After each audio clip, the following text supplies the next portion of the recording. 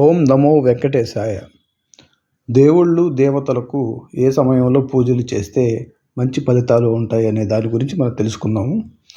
ఈ వీడియోని పూర్తిగా చూడండి, అర్థమవుతుంది. హిందువుల్లో చాలామంది భక్తులు తమ ఇష్టానికి అనుగుణంగా తమ తమ ఇష్టదైవాలకు ఆయా రోజుల్లో ఆయా వేళల్లో పూజలు చేస్తూ ఉంటారు.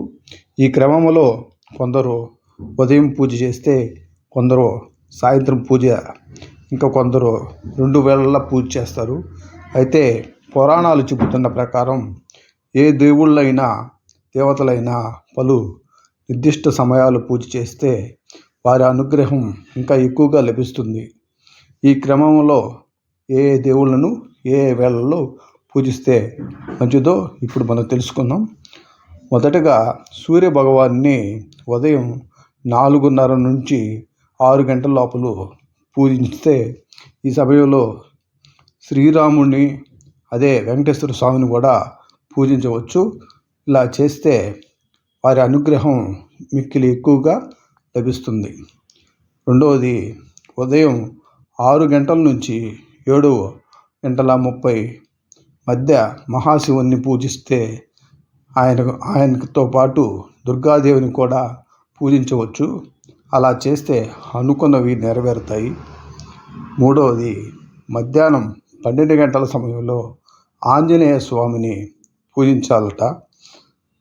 ఆయన్ని ఆ సమయంలో పూజిస్తే అమితమైన ఆయన శక్తిని మనకు ప్రసాదించి మనకు కోరికలను నెరవేరుస్తారు.